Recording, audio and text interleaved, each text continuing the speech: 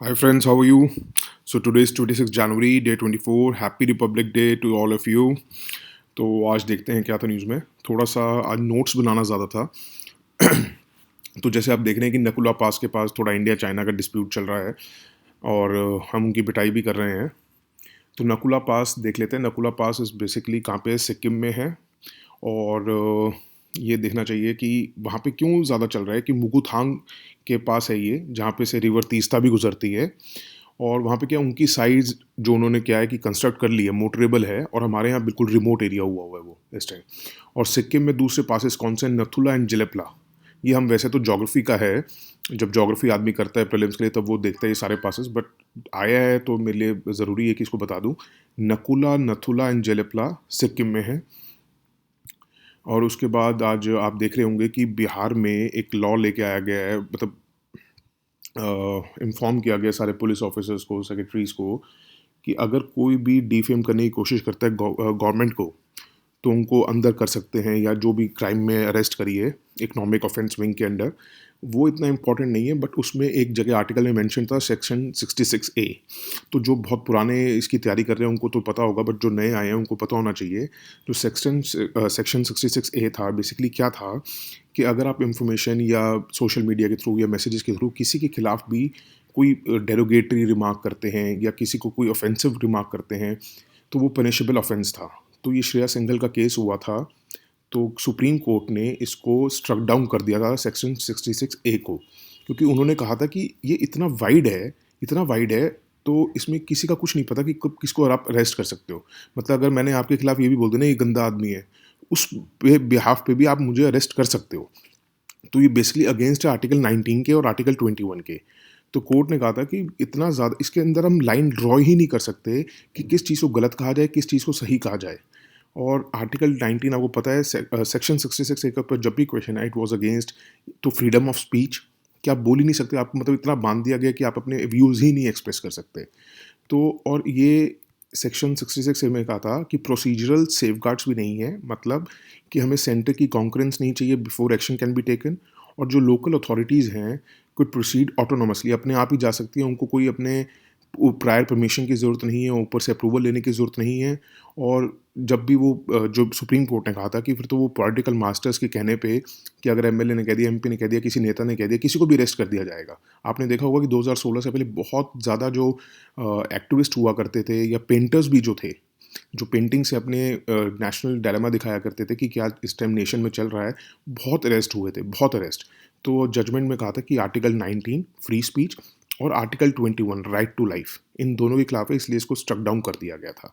तो यही वो बोल रहे हैं कि आर्टिकल में कि बिहार में जो हो रहा है ये तो फिर बेसिकली, क्योंकि कोई और एक्ट तो है नहीं जिसमें ये आएगा, तो ये फिर उसके बाद इसका मतलब रिज्यूम कर रहे हैं सेक्शन 66A को।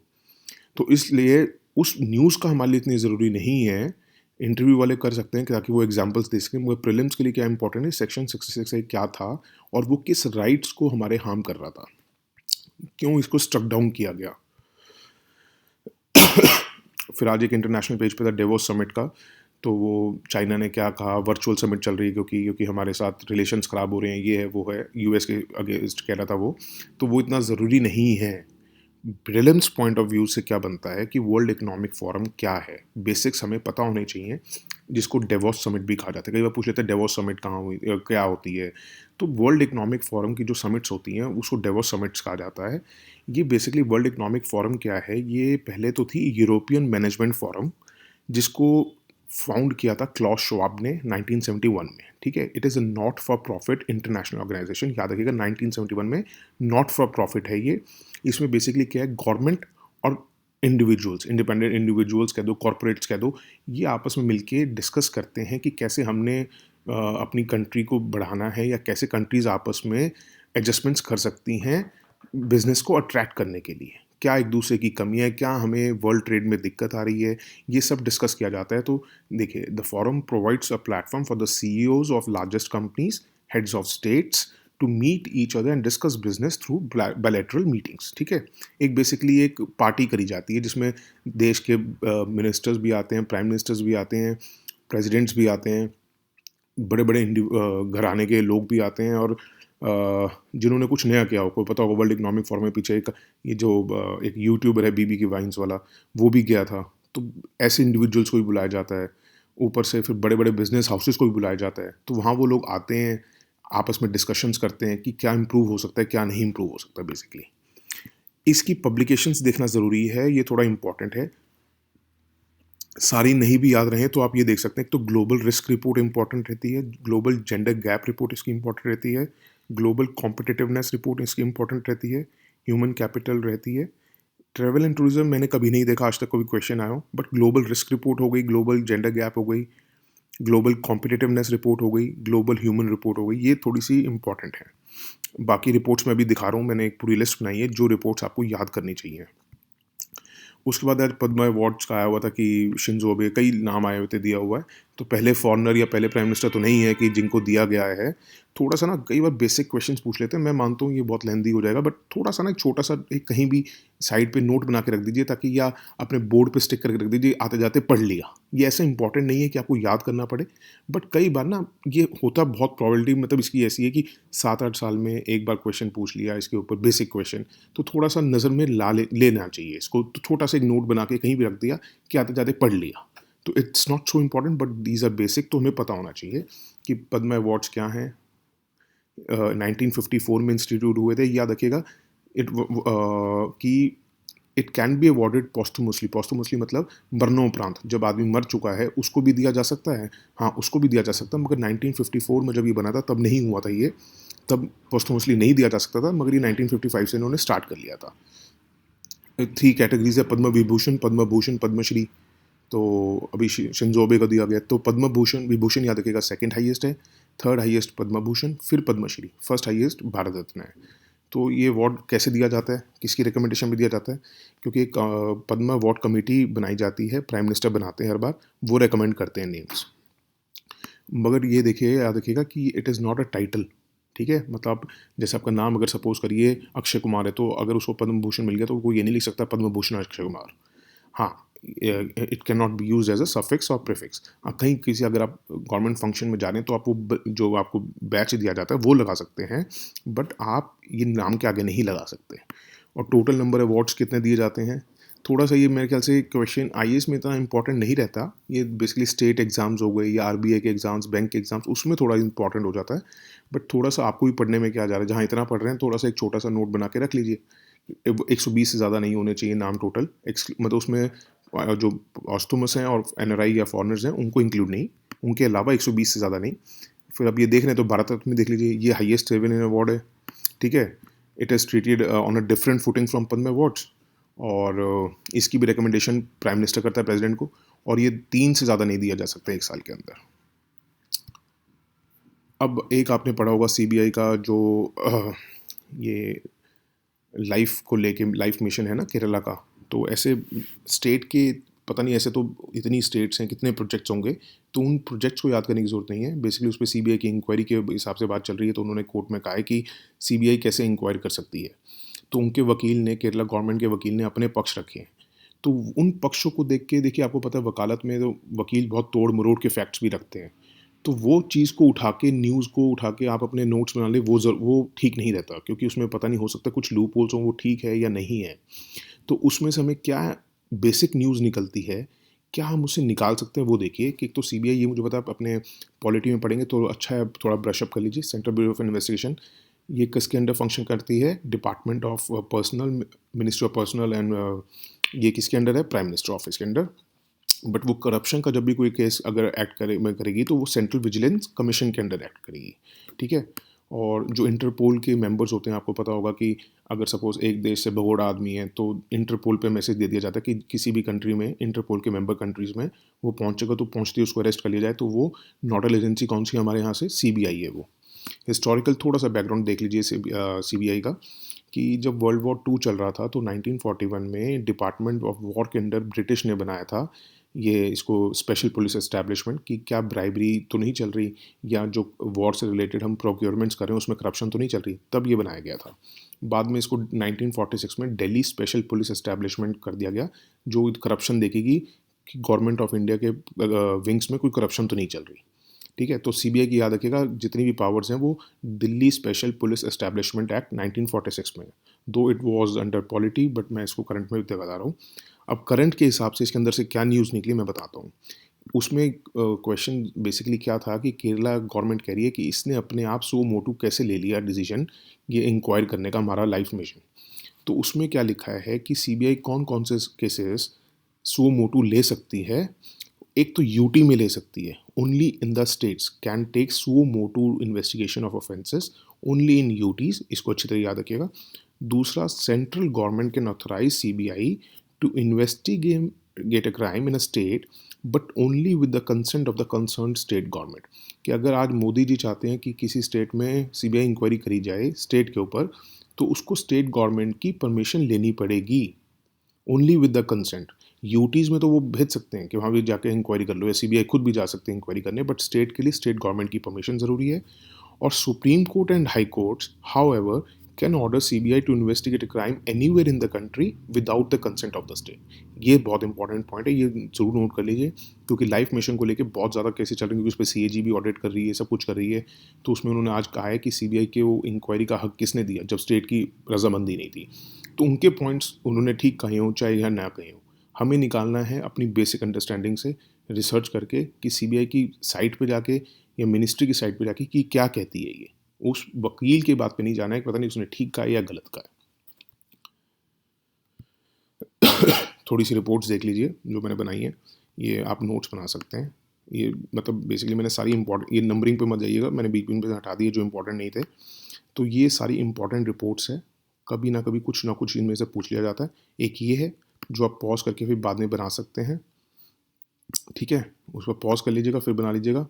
फिर मैं नीचे करके दिखा रहा हूँ, फिर बना लीजिएगा पॉज करके, ये सारी रिपोर्ट्स बना लीजिएगा। और उसके बाद एक ये दो रिपोर्ट्स बहुत इंपॉर्टेंट है, ग्लोबल इकोनॉमिक प्रोस्पेक्टस रिपोर्ट और वर्ल्ड इंटेलेक्चुअल प्रॉपर्टी रिपोर्ट, ठीक है। अब क्वेश्चन देखिए इस पर कैसे आ जाते हैं। देखिए यूपीएससी 2017 में आया था कि ग्लोबल जेंडर गैप इंडेक्स किसका आता है। तो ये भी हमने जब वर्ल्ड इकोनॉमिक फोरम की, मैं आपको दिखाता हूँ, जब मैंने आपको वर्ल्ड इकोनॉमिक फोरम, एक सेकेंड प्लीज़, ये देखिए वर्ल्ड इकोनॉमिक फोरम का बताया था, तो मैंने आपको बताया था कि global risk report, readiness, global gender gap report, ये सब। तो ये देखिए क्वेश्चन आया हुआ है, global gender gap index ranking to the countries of the world, तो वर्ल्ड इकोनॉमिक फोरम। और which of the world organisation brings out the publication world economic outlook, तो ये आईएमएफ, ये हमने यहाँ देखा है। ये देखिए वर्ल्ड इकोनॉमिक आउटलुक आईएमएफ। तो ये सारी रिपोर्ट्स का बना लीजिएगा, रिपोर्ट्स हर एक साल दूसरे साल में पूछते ही पूछते हैं ये लोग। उसके बाद आज एक पेज 15-16 पे था कि अब आप देखिएगा कि मैं, आप देखते होंगे कि कुछ न्यूज़ आप लोगों को लगता है बहुत इंपॉर्टेंट होगी प्रीलिम्स के लिए, क्यों सर ने छोड़ दी, क्यों सर ने छोड़ दिया, मैं बताता हूँ क्यों छोड़ता हूँ मैं। अब अगर ये देखिए तो ग्रीन टैक्स होगी, जो पेनल्टी लगेगी, जो ओल्ड व्हीकल्स हैं 15 साल से पुरानी, तो जब वो अपनी आरसी रिन्यू कराने जाएंगे, क्योंकि 15 साल तक की वैलिडिटी होती है, तो उनको पेनल्टी लगेगी, ग्रीन टैक्स लगेगा, पे करना पड़ेगा बेसिकली। तो अब आप सुनिए कि मैं इन चीज़ों को क्यों छोड़ता हूँ। ये नोट मत करना पॉइंट प्लीज़, इस ये जो मैं न्यूज़ दिखा रहा हूँ इसको आपने नोट नहीं करना है। मैं आपको एक एग्जांपल दे रहा हूँ कि मैं कुछ न्यूज़ क्यों छोड़ता हूँ। तो ये देखिए इसमें क्या लिखा है कि the proposal will now go to the states for the consultation before it is formally notified. अब ये चीज़ें अगर आप ऊपर से पढ़ेंगे आप कहेंगे ग्रीन टेक्स्ट पर नोट्स बना लो एकदम से, और आप कहेंगे यार सर ने तो बताया नहीं, इसका मतलब वो पता नहीं प्रॉपर पढ़ रहे हैं नहीं पढ़ रहे हैं। तो इसमें मैं बताता हूँ कि इसमें अभी साफ साफ लिखा है कि the proposal will now go to the states for the consultations before it is formally notified. जब तक इस लॉ को नोटिफाइड ही नहीं किया गया, लॉ बना ही नहीं, वो ऐसा कुछ एग्जीक्यूटिव ऑर्डर आया ही नहीं है अभी तक, अभी तो ये कंसल्टेशन पीरियड पे है, तो इसके नोट्स बनाने नहीं बनते हैं। समझ रहे हैं आप बात को। इन हर चीज़ का अगर आप नोट बनाने लगे, ये भी एग्जीक्यूशन में नहीं आया है, एग्जीक्यूशन में जिस दिन आएगा तब देन इट इज़ इम्पॉर्टेंट, उसके अलावा इम्पॉर्टेंट नहीं है। इंटरव्यू वाले ज़रूर कर सकते हैं, क्योंकि वो बता सकते हैं कि ऐसा गवर्नमेंट स्कीम्स आई, अगर वो पूछते हैं एनवायरनमेंट से रिलेटेड क्या हो रहा है क्या नहीं हो रहा है। अब देखिए इसके बाद मैं, आप देखे होंगे कि नेपाल में बहुत कुछ चल रहा है, तो आप लोग सोच रहे होंगे उसके बारे में क्यों नहीं बता रहे। तो देखिए it is not important for prelims कि उनकी पार्टी में आपस में झगड़ा चल रहा है कि दो पार्टीज अलग हो रही हैं या एक हो रही है, उनसे कोई फ़र्क नहीं पड़ता। बट फिर भी अगर कुछ आप वैसे क्लियरेंस के लिए अगर आपको चाहिए तो लेट टेल यू कि 2017 में जब इलेक्शन हुए थे तो मिस्टर ओली जो हैं, जो पीएम हैं, वो इलेक्ट हुए थे। उन्होंने साठगांठ की थी, CPN यूमेल वाली पार्टी है इनकी, उन्होंने माओस्ट के साथ साठगांठ की थी, एली बनाई थी, जो प्रचनंदा की पार्टी है। उसमें ये हुआ था कि भैया 2.5 साल मैं रहूँगा, 2.5 साल प्रचंदा तुम रह लेना। अब वो छोड़ने को तैयार नहीं है, तो इसलिए उन्होंने उनको और उन्होंने पार्लियामेंट जो है भंग कर दी है। तो उन्होंने कहा है कि भैया इसको हटाओ। और एक ना क्लाइमेट समिट्स का, मैं ऑलरेडी, अगर आप क्लाइमेट समिट का पढ़ रहे होंगे, आर्टिकल्स पे आ रहा है कि क्लाइमेट समिट का लेके, तो क्लाइमेट समिट हम ऑलरेडी बहुत डिटेल में डिस्कस कर चुके हैं। जिन्होंने नहीं सुना है वो पुराने लेक्चर्स में जा सकते हैं, जिसमें हमने एक लेक्चर ही था क्लाइमेट समिट्स के ऊपर, तो हमने बहुत डिटेल में स्टडी किया था। एक लाइन बहुत अच्छी थी जिसमें कोरोना के बारे में थोड़ा सा वो है कि वैक्सीन जो आई है उसको लेके प्रीलिम्स के लिए क्या इंपॉर्टेंट है कि कई बार 3-4 स्टेटमेंट्स में ना ये आ जाता है। देखिए, when the epidemic enters the endemic phase, herd immunity is reached। देखिए, एपिडेमिक एंडेमिक क्या होता है, पहले तो याद रखिएगा, एंडेमिक, फिर एपिडेमिक, फिर पैंडेमिक। एक से दूसरे आदमी को हो रहा है, ज़्यादा को नहीं हो रहा है तो एंडेमिक, फिर जब ज़्यादा पॉपुलेशन को होने लग जाता है तो एपिडेमिक, ठीक है। उसके बाद जब ज़्यादा पॉपुलेशन को हो गया तो एपिडेमिक हो गया, और लार्ज स्केल पॉपुलेशन मतलब पूरे ही एक एरिया घेर लिया उसने, तो उसको कहते हैं पैंडेमिक, ठीक है। तो कहते हैं कि जब कोविड था वो पहले तो एंडेमिक हुआ, एक से दूसरे आदमी को हो रहा है, ज़्यादा ज़्यादा नहीं फैल रहा है, फिर ये एपिडेमिक में एंटर कर गया। एपिडेमिक मतलब ज़्यादा पॉपुलेशन को इसने अफेक्ट कर लिया। अब क्या हुआ है कि वो एपिडेमिक से एंडेमिक फेज में आ गया, मतलब अब वो इसलिए आ गया है क्योंकि हर्ड इम्यूनिटी रीच हो गई है। हर्ड इम्यूनिटी मतलब कि हर दूसरा तीसरा बंदा या हर चौथा बंदा, जैसे लिखा है 60% ऑफ द पॉपुलेशन, मतलब हर 10 में से 6 आदमियों को कोरोना हो चुका है, और अब वो उसके अंदर एंटीबॉडीज़ आ गई हैं, तो अब वो दोबारा इफेक्ट नहीं हो सकता है। तो अब स्टेज कैसी आ गई है, एपिडेमिक से हम वापस एंडेमिक में आ गए हैं। तो याद रखिएगा इस स्टेटमेंट को कि when the epidemic enters the endemic phase, herd immunity is reached. कि अब हर एक बंदा एक ही आदमी को अफेक्ट कर पा रहा है, ज़्यादा आदमियों को अफेक्ट नहीं कर पा रहा है, क्योंकि 100 में से 60 आदमियों को ऑलरेडी हो चुका है और उनकी एंटीबॉडीज़ डेवलप हो चुकी हैं। तो अगर एक आदमी चाहेगा भी तो उसकी प्रोबेबिलिटी क्या है, 10 में से 4 आदमियों को कर सकता है सिर्फ वो। समझ रहे हैं आप? तो इसलिए when the epidemic enters the endemic phase, herd immunity threshold is reached. ये आपको स्टेटमेंट बहुत छोटी लग रही होगी, बट क्या होता है कि जब बीमारियों को लेके, डिजीज़, जब इतना पूरा साल ही कोरोना चला है, तो इनको लेके जब क्वेश्चंस आते हैं ना, तो बहुत ट्विस्ट करके क्वेश्चन आते हैं। और जब ट्विस्ट करके क्वेश्चन आता है तो वो सॉल्व करना बड़ा मुश्किल हो जाएगा कि इसको कैसे सॉल्व किया जाए कि ये अप टू द मार्क हो बात। तो इतनी ऑप्शंस टफ होती हैं कि समझ नहीं आता है। अगर देखिए, अगर आपको ये स्टेटमेंट दे दूँ पेपर में क्वेश्चन कुछ भी बना के कि और ऑप्शन में दे दूँ, when the epidemic enters the endemic phase, herd immunity is reached, आप कहेंगे यार, मतलब आपको समझ ही नहीं आएगा कि एपिडेमिक से एंडेमिक कैसे हो रहा है। मतलब आप सीधा इसको स्किप करोगे, क्वेश्चन को मेरे को लिखवा लीजिए। बट अगर अभी आपने नोट में लिख लिया तो आपको पता चल जाएगा कि एंडेमिक के बाद एपिडेमिक होता है, एपिडेमिक के बाद पेंडेमिक होता है। बट जब इतने लोगों को हो गया तो इम्यूनिटी आ गई उनके अंदर, तो वो क्या है, फिर रिवर्स होना शुरू हो जाता है, एंडेमिक से एपिडेमिक फेज में एपिडेमिक से एंडेमिक फेज में चला जाता है, और उसके बाद इम्यूनिटी वैसे ही रीच हो गई है। So that's it for today. और भाइयों, आपने लिखा कि मैंने रामायण देखी, महाभारत देखी, क्या नाम है, लॉकडाउन पीरियड में। तो भैया मैं बरसाती मेंढक नहीं हूँ। बरसाती मेंढक मतलब जो मौके पे उठ से, तो मैंने ज़रूर देखा लॉकडाउन के टाइम पे, बट महाभारत और रामायण ही नहीं, मैंने बहुत सारे, हर धर्म के ग्रंथ बहुत पहले ही पढ़ लिए थे, और देखने की बजाय पढ़े हैं, क्योंकि पढ़ने में बहुत ज़्यादा नॉलेज मिलती है। तो अब मुझे ये लगता है कि सबसे अच्छा जो धर्म है वो, और जो सारे धर्म सिखाते हैं, वो है इंसानियत का धर्म। तो मैं आपसे रिक्वेस्ट ये करूँगा कि इंसानियत का धर्म फॉलो कीजिए, और सबको इंसानियत का धर्म फॉलो करना चाहिए।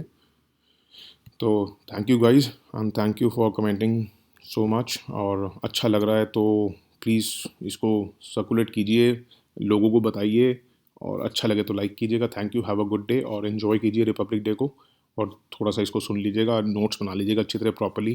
किसी भी चीज़ को ये मत सोचिएगा कि ये थोड़ा सा वैल्यू नहीं कर रही है, बहुत छोटी बात है, बहुत छोटी छोटी बातें भी पूछ ली जाती हैं। Thank you guys, thank you so much. Okay, take care, bye.